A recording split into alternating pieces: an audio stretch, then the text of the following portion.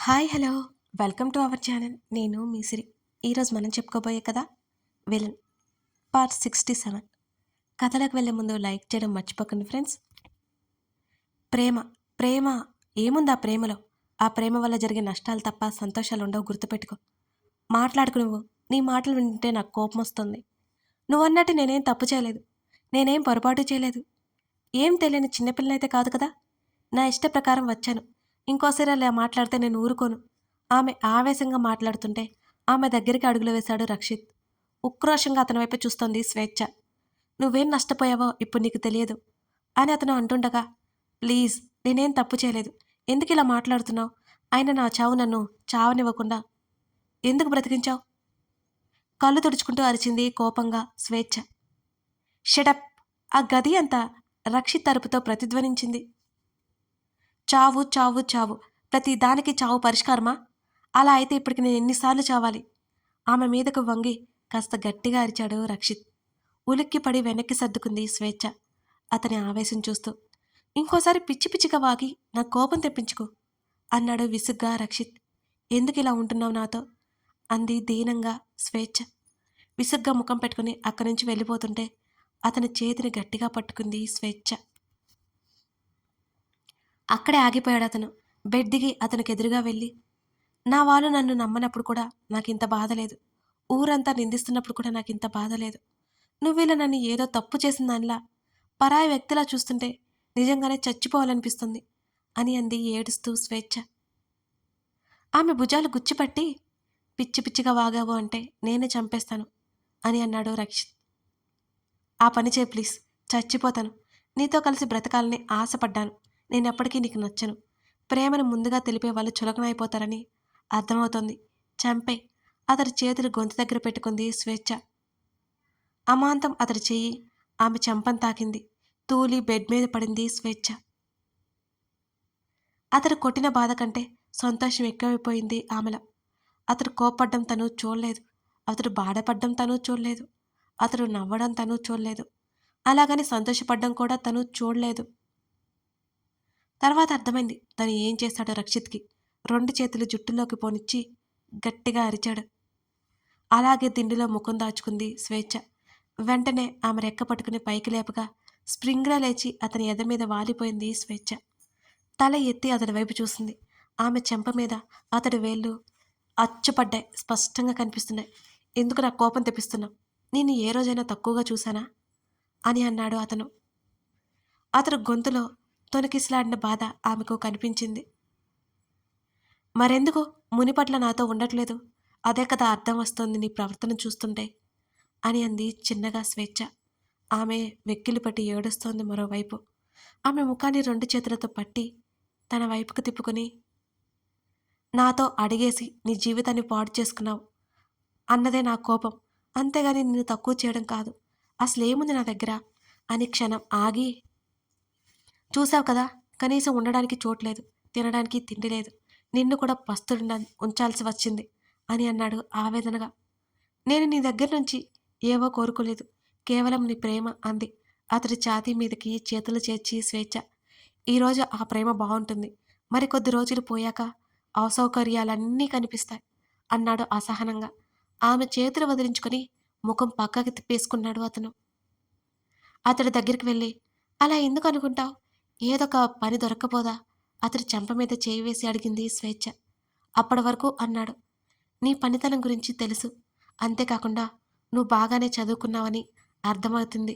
మరి ఎందుకు మా ఊరు వచ్చావో తెలీదు. ఏదైనా చిన్న ఉద్యోగం దొరక్కపోదా అని అడిగింది అతన్ని. ఆమె చేతుల్ని విడిపించుకొని అక్కడి నుంచి బాల్కనీలోకి వెళ్ళిపోయాడు రక్షిత్. స్వేచ్ఛ చెప్పింది బాగానే ఉంది. అతని ఉద్దేశం కూడా అదే. ఏదైనా ఉద్యోగం వెతుక్కోవాలి, లేక పని చేసుకోవాలి. కానీ అది అంత సులభం కాదు. అప్పటి వరకు స్వేచ్ఛని ఎక్కడ ఉంచాలి? అతను ఆలోచనలో పడ్డాడు. ఆ పల్లెటూరులో పనిచేశాడు. వచ్చిన డబ్బు ఆశ్రమంకి ఇచ్చేశాడు. తనకంటూ ఏం లేదు. తన అవసరాలకు ఖర్చు పెట్టుకుని మిగతావి లేని వాళ్ళకి ఇవ్వడం అతనుకున్న అలవాటు. భవిష్యత్ అంటూ అతనికి ఉండదని, తనకు ఒక తోడు దొరుకుతుందని అతడెప్పుడూ అనుకోలేదు. చిన్నప్పటి నుంచి విరక్తిగానే బ్రతికాడు, ఒంటరిగానే బ్రతికాడు. అతడి ఆలోచనలు కదిలించకుండా బెడ్ మీద కూర్చుంది. అతను కొట్టిన దెబ్బకి కళ్ళు తిరిగిపోతున్నాయి. బెడ్ రెస్ట్‌కి ఆనించి తల వాల్చి కళ్ళు మూసుకుంది. మూవీ ఇంకాసేపట్లో అయిపోతుందనగా మధ్యలో బయటకొచ్చారు ఇద్దరు. మీరిక్కడే ఉండండి. నేను వెళ్ళి బైక్ తీసుకొస్తాను. పార్కింగ్‌లో అటువైపుకి నడిచాడు అభయ్. చేతులు కట్టుకొని నిలబడి చుట్టూ గమనిస్తోంది జ్ఞాన. షో మధ్యలో కావడంతో జనసంచారం తక్కువగా ఉంది అక్కడంతా. రేయ్! ఆ వైట్ టాప్ చూడు బ్యూటిఫుల్‌గా ఉంది అంటున్న ఎవరివో మాటలు వినిపించి జ్ఞానకి అయినా పట్టించుకోనట్టు ఉండిపోయింది. కాస్త దూరంలో ముగ్గురు నిలబడి మాట్లాడుకుంటున్నారు ఆమె గురించి. ఒక్కతే ఉందిరా అని మరొకడు అనగా, ప్రొసీడ్ అయిపో అని ఇంకొకరన్నారు. ఎవరూ లేరు పదండి అన్నాడు మరొకడు. ఆ ముగ్గురు జ్ఞాన దగ్గరికొచ్చారు. ఏమాత్రం బెదురు లేకుండా చూస్తుంది జ్ఞాన. హెల్మెట్ ఉండడంతో ఆమె ఫేసు వాళ్ళకి కనబడ్డం లేదు. ఒకరు ముందుకు వచ్చి జ్ఞాన చెయ్యి పట్టుకున్నాడు. లీవ్ ఇట్ ఆమె సీరియస్‌గా చెప్పినా అతను వినలేదు. అభయ్ బైక్ తీసుకుని వస్తుండగా జనం అంతా గుమిగూడి కనిపించారు. జ్ఞాన కోసం చుట్టూ చూడగా కనబడలేదు. బైక్ స్టాండ్ వేసి గబగబా దిగేసి ఆ గుంపు దగ్గరికొచ్చాడు అభయ్. ఏం జరిగింది అని అడుగుతూ జనాన్ని తోసుకుంటూ అతను ముందుకు నడిచాడు. ఎవరో ముగ్గురు అబ్బాయిలు ఒక అమ్మాయిని ఏడిపిస్తున్నారు అని వారిలో ఒక అతను అనగా అప్పుడు కంగారు తగ్గింది అభయ్కి. ఓహ్! ఇదా సంగతి. కొంపదీసి ఆ అమ్మాయి మా సతీమణి కాదు కదా!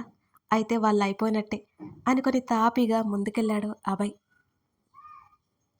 అక్క ప్లీజ్ అక్క, కొట్టొద్దక్క కొట్టొద్దు అని ముగ్గురు మోకాళ్ళ మీద కూర్చొని బ్రతిమాలుతున్నారు జ్ఞానని.